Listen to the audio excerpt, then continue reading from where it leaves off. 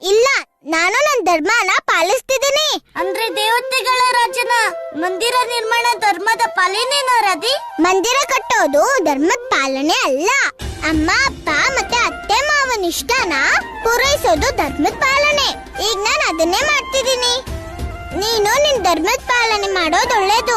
ಹಾಗಾದ್ರೆ ಹೇಳು, ನನ್ ಧರ್ಮ ಯಾವುದು? ಶಾಸ್ತ್ರದ ಪ್ರಕಾರ ಜನರಿಗೆ ಸಹಾಯ ಮಾಡು, ಅವ್ರ ಭಾವನೆ ಗೌರವ ಕೊಡು. ಹೌದಾ? ಇದೇ ನಿನ್ ಧರ್ಮ. ಜ್ಞಾನದ ಪಾಠ ಹೇಳೋದು ನಿನ್ ಧರ್ಮ ಅಲ್ಲ, ಗೊತ್ತಾಯ್ತಾ? ಈಗ ಬಾಯಿ ಮುಚ್ಕೊಂಡು ಆ ಮರದ ಕೆಳಗೆ ಕುತ್ಕೋ. ಎಲ್ಲಿವರೆಗೂ ಪೂಜೆ ಮುಗಿಯಲ್ವೋ ಅಲ್ಲಿವರೆಗೂ ನೀನ್ ಹೇಳ್ಬೇಡ. ಈ ರಾಧಿಗೂ ಬುದ್ಧಿ ಕಡಿಮೆ ಏನಿಲ್ಲ. ನನ್ನ ಖುಷಿಯಾಗಿರ್ತಾಳೆ, ಜನರನ್ನು ಖುಷಿಯಾಗಿರ್ತಾಳೆ. ನನಗೇನ್ ಗೊತ್ತಾಗಲ್ವಾ ಗೊಲ್ಲ? ನಾನ್ ನಿನ್ ಗೆಳ್ತೀನಿ ಅಲ್ವಾ? ನಾನ್ ಏನ್ ಬೇಕಾದ್ರೂ ಮಾಡ್ಬೋದು. ನಿನ್ನ ಉಪಾಯನೇ ಗೆಲ್ಲೋದು ಗೊಲ್ಲ. ನಾನು ಪ್ರಸನ್ನನಾದೆ. ಮತ್ತು ದೇವರಾಜ ಇಂದ್ರ, ಯಾವಾಗ ನೀವು ಐರಾವತದೊಂದಿಗೆ ಪ್ರವೇಶಿಸುವಿರೋ ಆಗ ನಾನು ಸಂಪೂರ್ಣ ವಾತಾವರಣವನ್ನು ದೈವಿಕ ಪುಷ್ಪಗಳ ಸುಗಂಧದಿಂದ ಸುಗಂಧಿತ ಮಾಡುತ್ತೇನೆ. ಉತ್ತಮ, ಅತಿ ಉತ್ತಮ. ದೇವರಾಜ ಇಂದ್ರನಿಗೆ ದೇವರಾಜ ಇಂದ್ರನಿಗೆ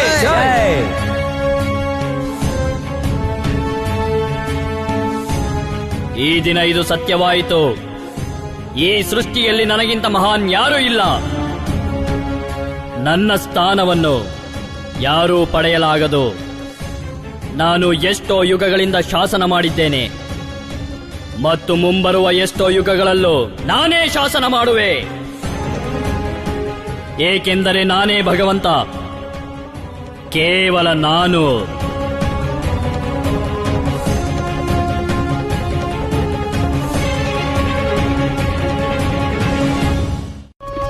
ನಡೆ ನಡೆ ನಡೆ ನಡೆ ನಡೆ ನಡೆ ನಡೆ. ಏನಯ್ಯ, ಬಂಡಿ ಯಾಕೆ ನಿಲ್ತು? ಎತ್ತು ಮುಂದ್ಯಾಕೆ ಹೋಗ್ತಿಲ್ಲ? ನಾವು ಇಳಿದ್ ನೋಡೋಣ ಬನ್ನಿ. ಸರಿ ಋಷಿವರ್ಯ. ಹೇ ವೃಷಭ, ನಾವು ಹೊರಟಿರುವ ಸ್ಥಳ ಬೇಗ ತಲುಪಬೇಕು. ನಾವು ಅಲ್ಲಿಗೆ ಬೇಗ ತಲುಪಲು ನಮಗೆ ಸಹಾಯ ಮಾಡಿ. ನಾವು ಸರಿಯಾದ ಸಮಯಕ್ಕೆ ತಲುಪಿ ಪೂಜೆ ಪ್ರಾರಂಭ ಮಾಡದಿದ್ದರೆ ದೇವರಾಜ ಇಂದ್ರ ಕ್ರೋಧಿತನಾಗುತ್ತಾನೆ. ಹೇ ವೃಷಭನೇ, ಕೃಪೆ ತೋರಿ ಸಾಗಲು ನಿರ್ಧರಿಸು. ಯಾವ ಲಾಭವೂ ಇಲ್ಲ ಋಷಿವರ್ಯ. ನಡೆದೇ ಹೋದರೆ ನಮಗೆ ಒಳ್ಳೆಯದು. ಸರಿ ಋಷಿವರ್ಯ, ಬನ್ನಿ.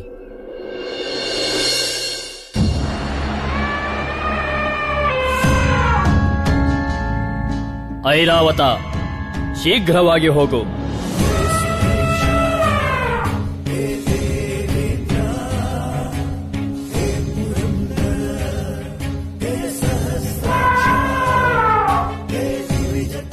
ತಡಿಯೋಕ್ ಹೀಗ್ ಮಾಡ್ತಿದ್ಯಾ? ಅವ್ರೀಗ ಕೆಲ್ಸ ಮಾಡ್ತಿಲ್ಲ ಅಂದ್ರೆ ಆಗ್ಲೂ ನಂದೆ ತಪ್ಪ. ಸರಿ, ನೀನೇ ಹೇಳು, ನಾನೇನ್ ಮಾಡ್ಲಿ? ಅವ್ರಿಗೆ ಕೇಳಿಸ್ದೇ ಇರೋ ಹಾಗೆ ಕೊಳಲ್ ಹೇಗ್ ಊದ್ಲಿ? ಏನಾದ್ರೂ ಮಾಡು, ಅದ್ ನಂಗ್ ಗೊತ್ತಿಲ್ಲ. ಕಾಗೆ ಎಣ್ಸು, ಆದ್ರೆ ಕೊಳಲ್ ಮಾತ್ರ ನುಡಿಸ್ಬೇಡ. ಇನ್ನೊಂದ್ಸಲ ನುಡ್ಸಿದ್ರೆ ನೆನ್ಪಿಟ್ಕೋ, ನಾನ್ ಅದೇ ರಾಧೆ. ನಮ್ಮ ಅಪ್ಪನ ಹತ್ರ 1,00,000 ಹಸುಗಳಿವೆ. ಸರಿ ರಾಧೆ, ನೀನ್ ಹೇಗ್ ಹೇಳ್ತೀಯೋ ನಾನು ಹಾಗೆ ಮಾಡ್ತೀನಿ. 1, 2, 3. ಏನ್ ಮಾಡ್ತಿದ್ಯಾ? ಕಾಗೆ ಎಣಿಸ್ತಾ ಇದ್ದೀನಿ, ನೀನ್ ಹೇಳ್ತಾಗೆ.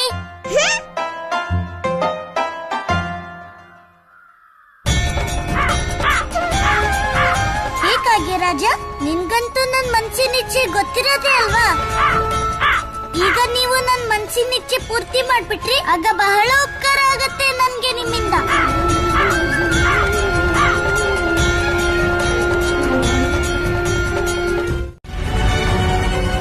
ಪರಿಶ್ರಮ ಎಲ್ಲ ವ್ಯರ್ಥ ಆಗೋ ಮುಹೂರ್ತದ ಸಮಯ ಹತ್ರ ಬಂದಾಗಿದೆ. ಮತ್ತೆ ಈ ಪ್ರಸಾದ ನಷ್ಟ ಆಗೋಗಿದೆ. ಮತ್ತೆ ಇಷ್ಟು ಕಡಿಮೆ ಸಮಯದಲ್ಲಿ ಪ್ರಸಾದ ಹೇಗ್ ತಯಾರಾಗುತ್ತೆ ಅಕ್ಕ? ನನಗೂ ಅದೇ ಗೊತ್ತಾಗ್ತಾ ಇಲ್ಲ. ಅಲ್ದೆ ಇಷ್ಟೊಂದ್ ಕಾಗೆ ಇದ್ದಕ್ಕಿದ್ದಾಗ ಹೇಗ್ ಬಂತು? ಅಲ್ದೆ ಎಲ್ಲಿಂದ ಬಂತು? ನನಗನ್ನಿಸ್ತಾ ಇದೆ ಈ ಮುಹೂರ್ತ ಕಳೆದು ಹೋಗುತ್ತೆ ಮತ್ ನಮ್ ಪೂಜೆ ಅಪೂರ್ಣವಾಗಿ ಉಳಿಯುತ್ತೆ ಅಂತ. ಋಷಿಗಳೇ, ಇದರ ಸಂಕೇತ ಏನು? ಸಂಕೇತವು ಅಶುಭವೇನಂದ. ಸಂಭಾವ್ಯತೆ ದೇವರಾಜ ಇಂದ್ರನ ಸಾಮೂಹಿಕ ಪೂಜೆ ನಿಯತಿಗೆ ಸ್ವೀಕಾರವಿಲ್ಲದ್ದು. ಇದರ ಅರ್ಥ ಏನಂದ್ರೆ ದೊಡ್ಡ ಅನರ್ಥ ಆಗಿದೆ ಅಂತ.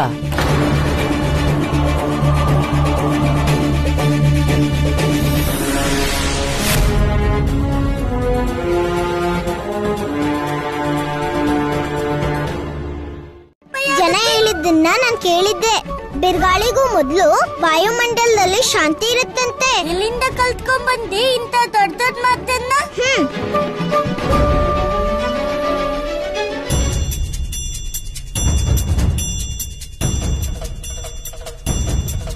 ಈ ದೀಪವು ಏಕೆ ಉರಿಯುತ್ತಿಲ್ಲ?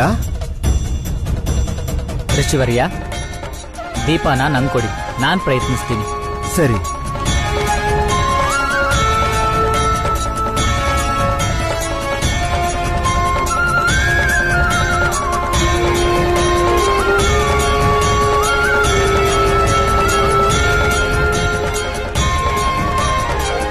ಈ ದೀಪಗಳು ಬೆಳಗ್ತಾನೆ ಇಲ್ವಲ್ಲ, ಯಾಕೆ? ನಂದರಾಜ, ಏನಾದ್ರೂ ದೀಪ ಹಚ್ಚುವಂತ ಅಮೃತ ಗಳಿಕೆಯ ಮುಹೂರ್ತ ಜಾರ ಹೋಗ್ಬಿಟ್ರೆ, ಈಗ ಹಾಗಾಗ್ಬಿಟ್ರೆ ದೊಡ್ಡ ಅಪಶಕುನ ಆಗೋಗುತ್ತೆ.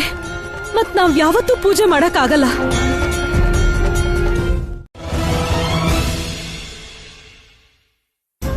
ಈ ಇಂದ್ರದೇವನ ಪೂಜೆ ಆಗದೆ ಇರೋದಿಕ್ಕೆ ಎಲ್ರು ಇಷ್ಟೊಂದು ಭಯ ಪಡ್ತಿರೋದು. ಅದು ಆದಷ್ಟು ಬೇಗ ದೂರ ಆಗುತ್ತೆ. ಇಂದ್ರದೇವನಿಗೆ ಜೈ!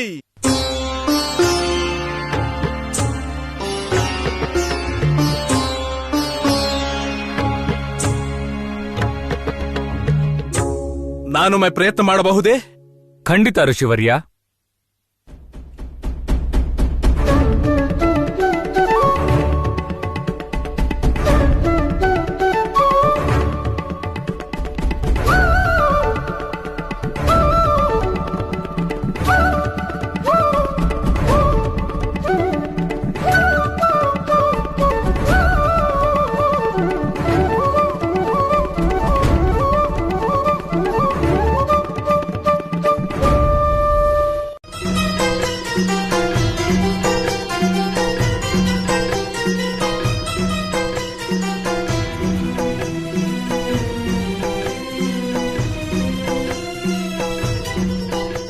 ನಾವು ಮಾಡಿದ ಪೂಜೆ ಫಲಿಸಿತು.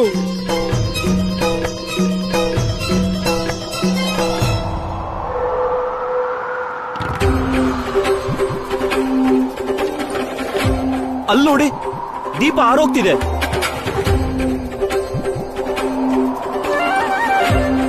ಋಷಿವರ್ಯ, ದಯವಿಟ್ಟು ಈ ದೀಪ ಆರೋದ್ರಿಂದ ಕಾಪಾಡಬೇಕು.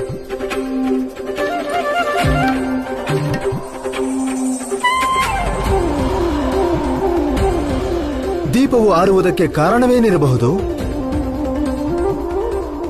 ಋಷಿಗಳೇ, ನಮ್ಮ ಪೂಜೆ ಪೂರ್ತಿಯಾಗೋದಿಲ್ವೇ?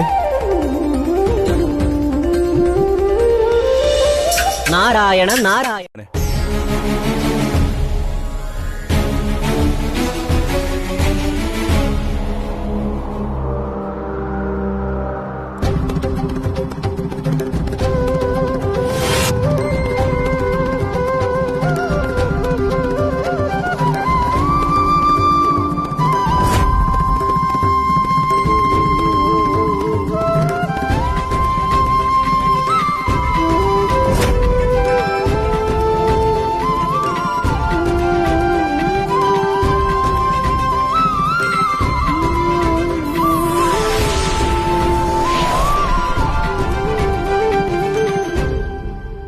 ದೀಪ ಹಚ್ಚು ಅಂತ ಶುಭ ಮುಹೂರ್ತ ಮುಗ್ದೋಗಿದೆ. ನೀವೀಗ ಪೂಜೆ ಮಾಡಕ್ಕಾಗಲ್ಲ.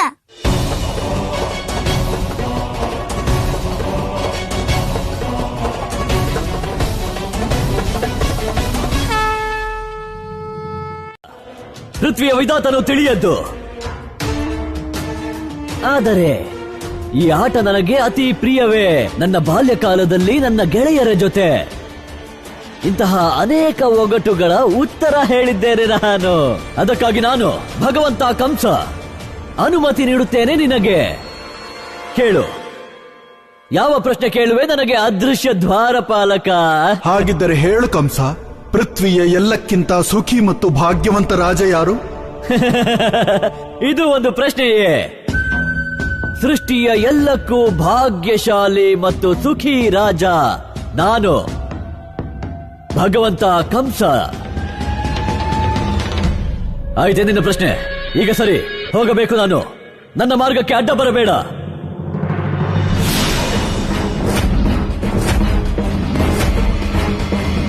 ನಾನು ನಿನ್ನಿಂದ ಪ್ರತೀಕಾರ ಪಡೆಯುವೆ ವಿಷ್ಣು.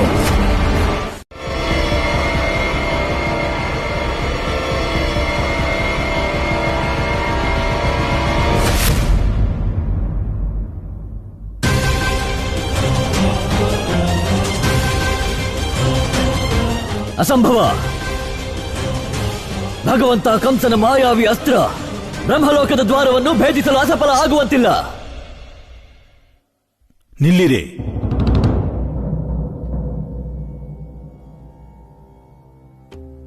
ನಿಮ್ಮ ಬಳಿ ಈಗ ಪ್ರಾಪ್ತಿ ಮಾಡಿಕೊಂಡ ತಪಸ್ಸಿನ ಸಂಚಿತ ಫಲವಿಲ್ಲ.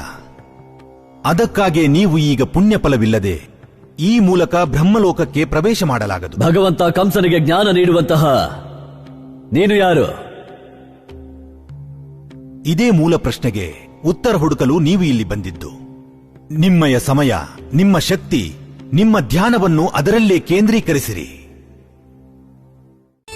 ಮತ್ ನೀನ್ ಯಾಕೆ ಒಂದ್ ಕಾರ್ಯದಲ್ಲಿ ಕೈ ಜೋಡಿಸ್ತಾ ಇದೀಯ? ಸಮಾಜದ ವಿರುದ್ಧ ಹೋಗೋದು ಯಾವತ್ತೂ ಲಾಭ ತರೋ ವಿಷಯ ಅಲ್ಲ. ಅದೇ ಸಮಾಜ ವಿವೇಕದಿಂದ ಅಲ್ಲ, ಬದಲಾಗಿ ಅವೇಗದಿಂದ ಸಂಚಾಲಿತ ಆಗೋದು. ಅದಕ್ಕೆ ಸತ್ಯ ಅಸತ್ಯ, ಉಚಿತ ಅನುಚಿತ ಕಾಣಿಸೋದಿಲ್ಲ. ನಿನ್ಗಂತೂ ನಿಜ ಗೊತ್ತಿದ್ಯಲ್ಲ, ಮತ್ತೆ ಈಗ ನೀನ್ ಇಂದ್ರದೇವಂಗೆ ಇಷ್ಟೊಂದು ಭಯ ಪಡ್ತೀರ್ಯಾ? ನಿನ್ನೆ ಮುಹೂರ್ತದ ಸಮಯದಲ್ಲಿ ದೀಪ ನೋಡ್ತಿಲ್ಲ, ಕಾಗಿ ನೈವೇದ್ಯನ ಅಪವಿತ್ರ ಮಾಡ್ತು. ಇಂದ್ರದೇವ ಭಗವಂತ ಆಗಿದ್ದಿದ್ರೆ ಆಗ ಭಕ್ತರ ಭಾವ ನೋಡ್ತಿದ್ರು. ರಾಧೆ ಕೃಷ್ಣ ನಿಜ ಹೇಳ್ತಿದ್ದಾನೆ. ಹೌದಾ? ಇವನು ಹೇಳಿದ್ ನಿಜ ಆದ್ರೆ ಬೇರೆಯವರೆಲ್ಲ ಹೇಳಿದ್ದು ಸುಳ್ಳ. ಹಾಗಾದ್ರೆ ಅದಾಗಲ್ಲ ರಾಧೆ. ಯಾವತ್ತೂ ದೊಡ್ಡವರು ಸುಳ್ಳು ಹೇಳೋದಿಲ್ಲ. ನೀವೆಲ್ಲ ಇದನ್ ಮರ್ತು ಬಿಟ್ರ? ಕೃಷ್ಣನ ಸಮಯಕ್ಕೆ ಸರಿಯಾಗಿ ದೊಡ್ಡವರಿಗೆ ದಾರಿ ಹೇಳೋದು. ಅವನೇನ್ ಹೇಳ್ತಾನೋ ಅದು ಸತ್ಯ ಆಗತ್ತೆ. ಇದ್ರ ಅರ್ಥ ಇದಲ್ಲ, ಈ ಕೃಷ್ಣನ್ ಮಾತು ಒಪ್ಕೊಂಡ್ರೆ ಒಳ್ಳೇದಾಗುತ್ತೆ ಅಂತ.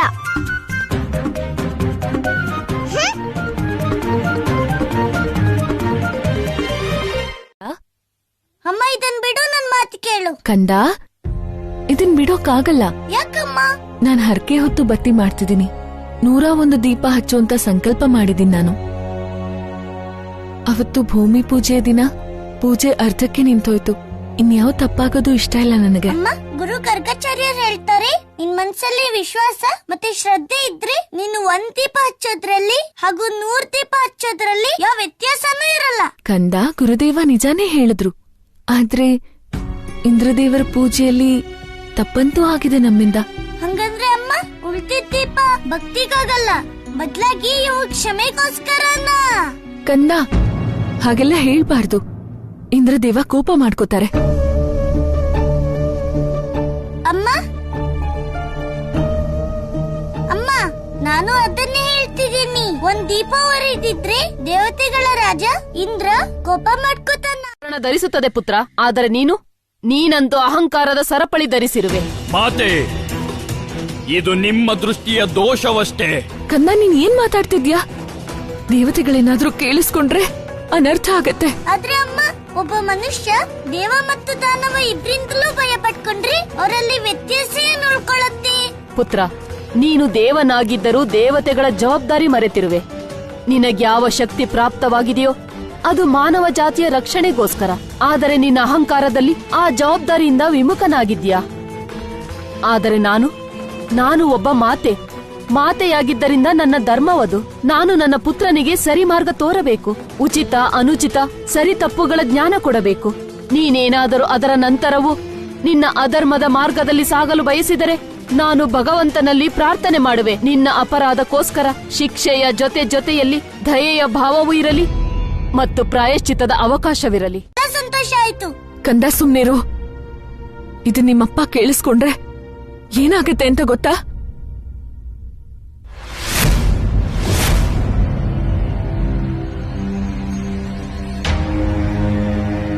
ನೀವು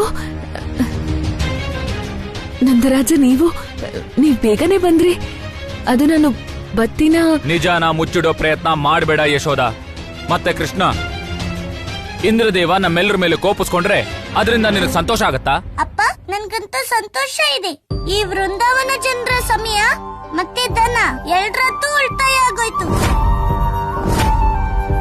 ನಾನಂತೂ ಬಯಸಲ್ಲ ನಮ್ಮ ವೃಂದಾವನ ಜನರ ಸಮಯ ಇಂದ್ರದೇವನ್ ಪೂಜೆಗೆ ವ್ಯರ್ಥ ಆಗೋದನ್ನ.